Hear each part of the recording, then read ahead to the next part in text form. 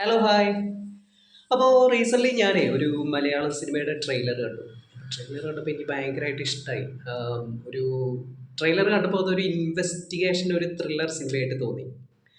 അർജുൻ അശോക് നായകനായി എത്തുന്ന ആനന്ദ് ശ്രീബാല.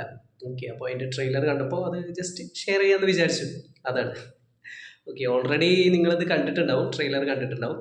ഓക്കെ, നല്ല എന്താ പറയുക, നല്ല ത്രില്ലിംഗ് ആയിട്ടുള്ളൊരു സിനിമയാണെന്ന് ഒരു അങ്ങനെ തോന്നുന്നുണ്ട് ട്രെയിലർ കണ്ടിട്ട്. അപ്പോൾ ആ ട്രെയിലർ ഒന്ന് കണ്ടു നോക്കിയാലോ? ഓക്കെ.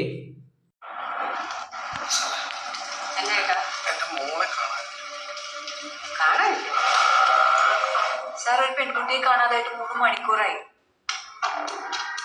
ഒളിച്ചോട്ടല്ല സാറേ, അവളെ കാണാതായതാ. എന്റെ മോൾക്ക് എന്താ സംഭവിച്ചതെന്ന് ഞങ്ങൾക്കറിയാം.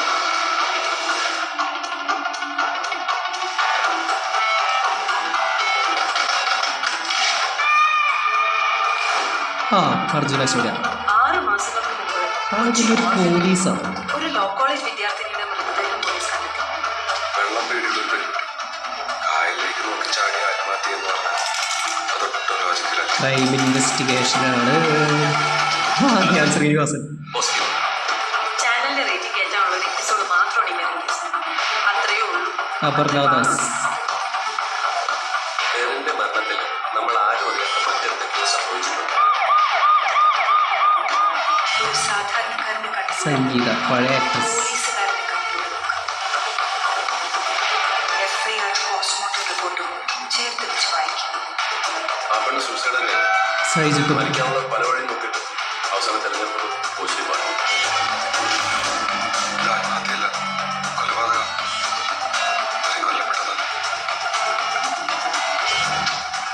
ആ പേരൻസ് കൊടുത്ത ഹർജിയിൽ കോടതി ഉത്തരവായിട്ട് റീഇൻവെസ്റ്റിഗേഷൻ. നിനക്കിത് എന്തിന്റെ കേടാ? ഏതൊരു ചത്തുപോയി പെണ്ണിന് കേസ് അഭിപ്രായം. ആ കൊച്ചിന്റെ മരണത്തിൽ ദുരൂഹതകളുണ്ടെങ്കിൽ അത് കണ്ടുപിടിച്ച ആ കുട്ടിക്ക് നീതി വാങ്ങിക്കൊടുക്കാനുള്ള യോഗം നിനക്കാണ്. ആ, ഇത് പോലീസാണ്. നീ തേടി പോയില്ലെങ്കിലും നിന്നെ തേടി. തെളിയിക്കും സാർ. അമ്മ സത്യം. മുഴുവൻ കേസ് ഞാൻ തെളിയിക്കും. ആ, അത് നല്ല കിട്ടില്ല ഡയലോഗ്.